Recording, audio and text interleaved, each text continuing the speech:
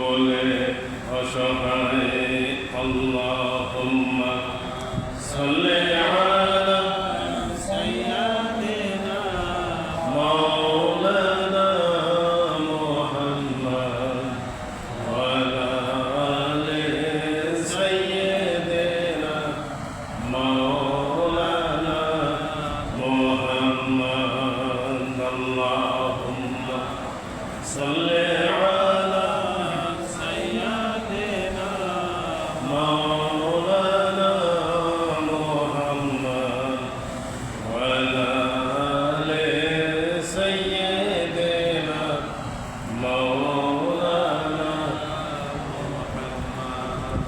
যেদিন পাশে রবে না খোদামর কোন প্রিয়জন, ওই হাসর ময়দানে নবীজির করায় মিলন। আল্লাহুম্মা সাল্লি আলা সাইয়্যিদিনা মাওলানা মুহাম্মদ ওয়া আলা আলি সাইয়্যিদিনা মাওলানা মুহাম্মদ। আল্লাহুম্মা সাল্লি আলা সাইয়্যিদিনা মাওলানা মুহাম্মদ ওয়া আলা আলি সাইয়্যিদিনা মাওলানা মুহাম্মদ। লা ইলাহা ইল্লাল্লাহ, লা ইলাহা ইল্লাল্লাহ, লা ইলাহা ইল্লাল্লাহ, লা ইলাহা ইল্লাল্লাহ, লা ইলাহা ইল্লাল্লাহ, লা ইলাহা ইল্লাল্লাহ, লা ইলাহা ইল্লাল্লাহ মুহাম্মাদুর রাসূলুল্লাহ সাল্লাল্লাহু আলাইহি ওয়াসাল্লাম। সম্মানিত মুসল্লিবৃন্দ, জিলহজ মাসের 4 তারিখ, আজ 10ই জিলহজ, ঈদুল আজহা।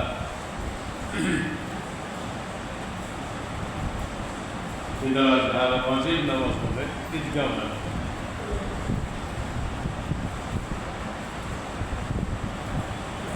জিলহজ মাসে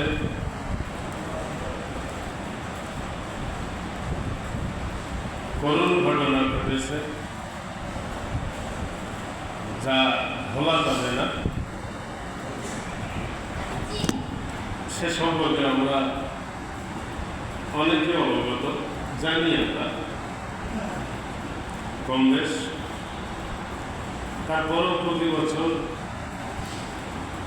বিভিন্ন মসজিদে তাফসীর মাহফিলে আলোচনা হয়ে থাকে,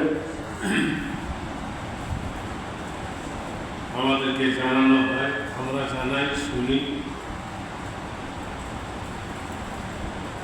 এটাই হচ্ছে চিরাচরিত নিয়ম। আল্লাহ বাঁচায় রাখলে আলোচনা হবে, হয়।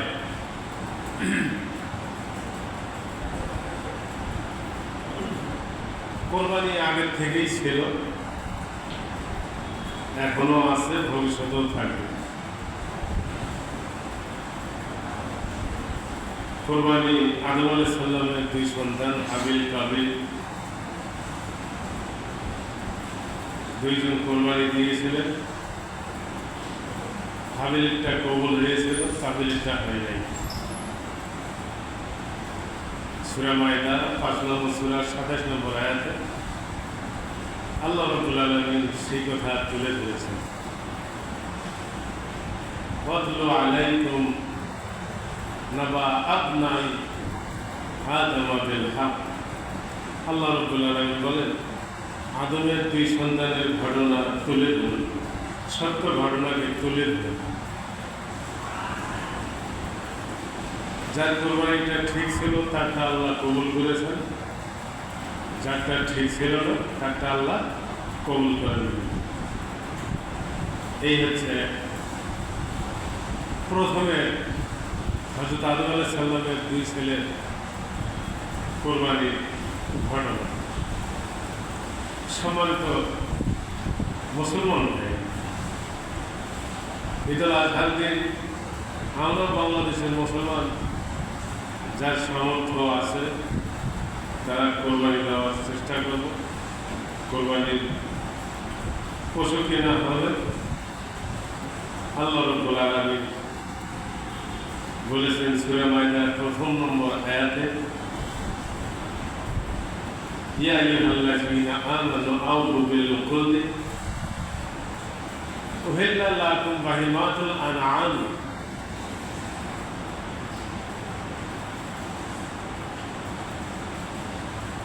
ইল্লা মা ইউতলা আলাইকুম গায়রা মুহিল। আল্লাহ বলেন, হে ইমানদারগণ, তোমাদের অঙ্গীকার পূর্ণ করো, ওয়াদা ঠিক রাখো এবং তোমাদের জন্য চতুষ্পদ পশু হালাল করা হয়েছে, সামনের দিকে যা আছে তা বাদে। এইভাবে আল্লাহ সূরা মাইদার প্রথম থেকে আলোচনা করেছেন আমাদের জন্য হালাল পশুর কথা উল্লেখ করে। সম্মানিত মুসলমান ভাই, তাই আমরা ঈদুল আজহায় যার সামর্থ্য আছে, যাদের সামর্থ্য আছে তারা কোরবানি দেওয়ার চেষ্টা করবো। কথা ঠিক কি না? কথা ঠিক না? আমরা বাংলাদেশের মানুষ কোরবানি দেওয়ার চেষ্টা করব। পৃথিবীর অনেক দেশে অনেক কারণে কোরবানি দিতে পারবে না। ফিলিস্তিনের মুসলমানদের উপর চলছে অত্যাচার, জুলুম। ইরানের মুসলমানদের উপর চলছে, কাশ্মীরে চলছে, এইভাবে অনেক দেশে চলছে। আমাদের পার্শ্ববর্তী ভারত, সেখানেও চলছে। কেমন ঘটনা জানেন? যাদের টাচ মোবাইল আছে তারা দেখে থাকবেন, গরুর জন্ম নিবন্ধন সনদপত্র করা লাগতেছে ভারতে। মানুষের যেমন বাংলাদেশে জন্ম নিবন্ধন করতে হয় সনদপত্র, এরকম ভারতেও জন্ম নিবন্ধন সনদ গরুর করতে হবে। 14 বছরের বয়সের নিচে কোনো গরু কোরবানি চলবে না ভারতে। পশ্চিমবঙ্গে এরকম ঘোষণা হয়ে গেছে। বুঝতে পারছেন কথা? 14 বছরের গরু দূরে, চামড়া নেই, হাড় বাড়াইছে এইরকম। আর 2, 3, 4 বছরের গরু 1, 1.5, 2 লাখ, 3 লাখ, 4 লাখ, 5 লাখ এইরকম টাকার মাল হয়ে যায়, গরু হয়ে যায়। কথা ঠিক না ঠিক? হ্যাঁ, ভারতে হচ্ছে 14 বছরের গরুর নিচে কোরবানি দেওয়া যাবে না। ভারতের মুসলমানরা কোরবানি দেওয়া এবার বন্ধ করে দিয়েছে। ভারতের যারা গরু পোষেন হিন্দুরা, পুরুষ মহিলা, তাদের মাথা হয়ে গেছে নষ্ট। মুসলমানরা গরু না খাইলে হিন্দুরা তো খাবে না। কথা ঠিক না ঠিক? মুসলমানরা গরু কিনতেছে না, কোরবানি দেবো না মুসলমানদের কাছে। সম্মানিত মুসলমান ভাই,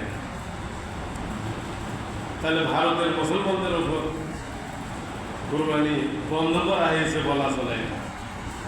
14 বছর একটা গরু, এই গরু খুঁজি বের করা খুব মুশকিল ব্যাপার।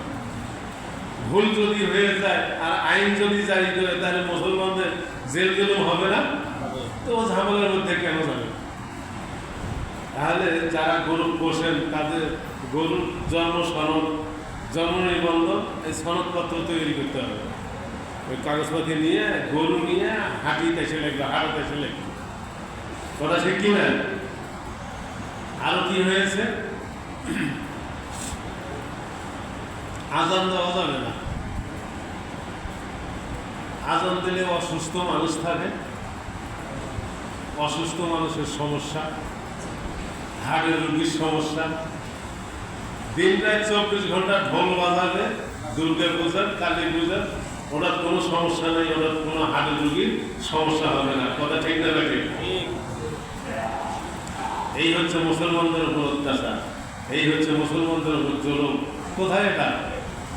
কোথায়? ভারতে। ভারতে, আমাদের পার্শ্ববর্তী দেশ ভারত। সম্মানিত মুসলমান ভাইরা, এই জন্য মুসলমানদের সজাগ হওয়া দরকার, সচেতন হওয়া দরকার। শান্তি প্রতিষ্ঠা করতে হবে মুসলমানদেরকে। ওইসব ধর্ম দিয়ে শান্তি প্রতিষ্ঠিত হবে না। কথা ঠিক না ঠিক? শান্তি প্রতিষ্ঠিত হতে পারে ইসলাম দিয়ে। ইসলাম কারো উপর জুলুম করতে চায় না। ইসলাম জুলুম করার ধর্ম ইসলাম নয়। তাই ইসলামই পারে শান্তি প্রতিষ্ঠিত করতে, ইসলামই পারে মানুষকে শান্তি দিতে। আর অন্য কোনো ধর্ম তাদের পক্ষে সম্ভব নয়। কথা ঠিক না ঠিক? সম্মানিত মুসলমান ভাই, যেহেতু ভারত বিরাট একটা দেশ, মুসলমানদের জন্য সমস্যা, মুসলমানদেরকে ওই দেশের আইন মেনেই চলতে হবে। কথা ঠিক কি না? সম্মানিত মুসলমান ভাই, কিছু উদাহরণ দিলেই বুঝবেন মুসলমানদের এই বর্তমান সময়ে করণীয় কি। ভারতে কোনো যুদ্ধ বিগ্রহ করা যাবে?